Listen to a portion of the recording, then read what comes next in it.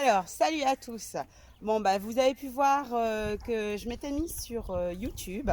Donc, pour vous expliquer ma passion des chevaux, donc monitrice d'équitation et fille d'éleveur de chevaux, je suis depuis des années dans les chevaux et c'est ma grande passion. Donc, j'ai envie de partager avec vous des astuces, de comment soigner son cheval, à comment l'alimenter et passer du temps à partager. On mettra en place des foires de questions pour que vous puissiez me demander des choses, moi vous accompagner. Si vous avez un problème, eh ben on essayera de le résoudre avec votre loulou.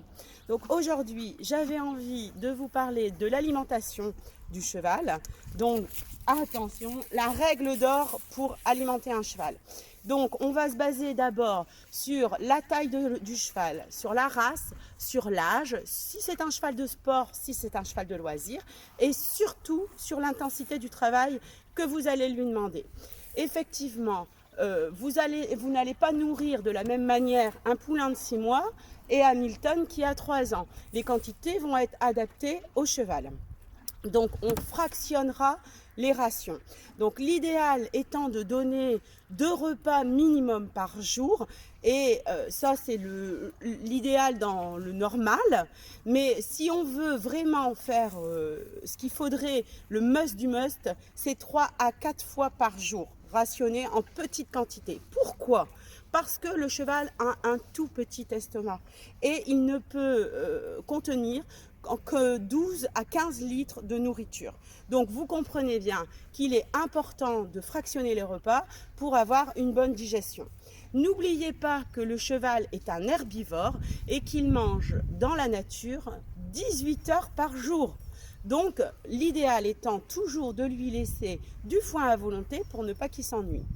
Donc, il est aussi important de rappeler qu'il faut les laisser de l'eau fraîche à disposition, surtout de l'eau claire. Si vous avez un crottin, si l'eau sent mauvais, le cheval ne le boira pas.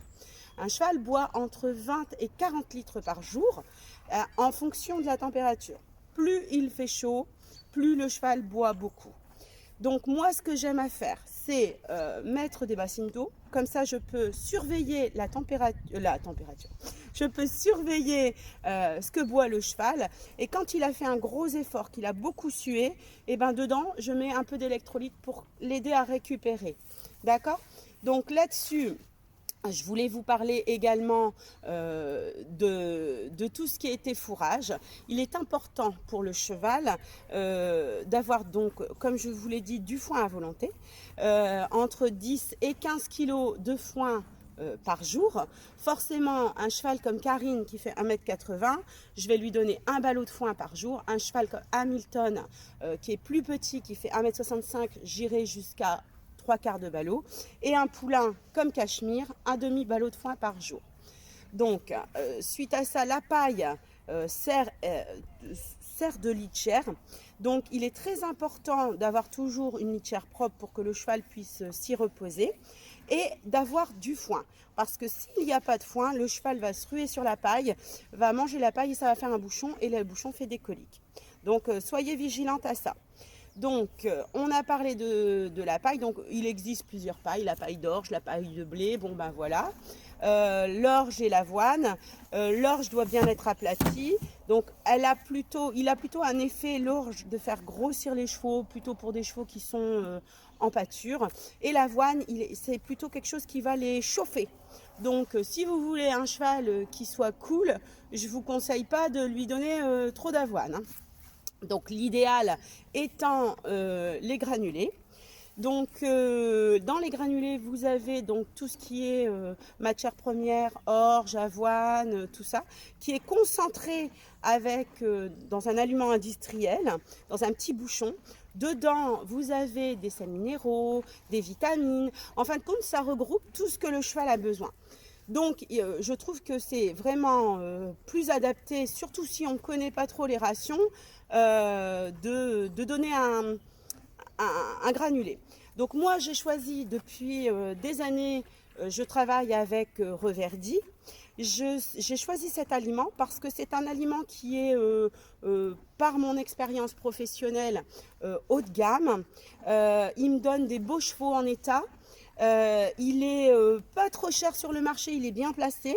C'est vraiment de la qualité. C'est une société, tout est produit en France et ça c'est pour moi très important. Et ils ont une large gamme qui va du poulain au jeune cheval à la poulinière. Donc forcément on adaptera, comme je vous l'ai précisé, on adaptera l'alimentation par rapport à ce que fait le cheval. C'est-à-dire que Karine, je vais plutôt lui donner un aliment qui va être bénéfique pour elle, pour le poulain. Donc, mon petit Cachemire, je vais lui donner un aliment qui va être plutôt pour la croissance et les choses comme ça. Hamilton, je vais lui donner un aliment qui va lui donner de l'énergie et qui va permettre de supporter les concours et le travail que je vais lui demander. Donc ici, je voudrais encore finir sur quelque chose. Il est important aussi dans l'alimentation de rajouter un peu d'huile, que ça soit de l'huile de pépin de raisin, qui est riche en vitamine E, ou de l'huile isyocate qui va permettre d'avoir une bonne digestion et également d'avoir un poil brillant. Donc, petite astuce pas chère et très sympa, vous pouvez également donner des graines de lin que vous ferez cuire exactement comme du riz et vous mélangez un petit peu de miel. Donc vous allez voir, ça va faire une pâte et vous donnez une cuillère à soupe dans la ration une fois par jour et vous allez avoir un cheval avec une toison magnifique. Donc n'oubliez pas de toujours mettre à disposition de votre cheval une pierre à sel qui va l'inciter à lécher le sel et boire beaucoup d'eau pour permettre une bonne digestion. Et je finirai aussi par vous dire de mettre dans la ration une pierre qui lui permette de trouver les oligo-éléments, les vitamines qu'il n'a pas forcément trouvées. Donc, une dernière chose importante sur l'alimentation qui me paraît très très importante, soyez vraiment vigilants aux horaires des rations. C'est-à-dire que si je donne à manger à 8 heures, ne changez pas l'heure de la ration. Ne commencez pas à changer de 8 heures à donner à 11 heures. Pour le cheval, c'est très traumatisant pour la digestion. Il est vraiment important que vous ayez des plages horaires et de se tenir à ces plages horaires.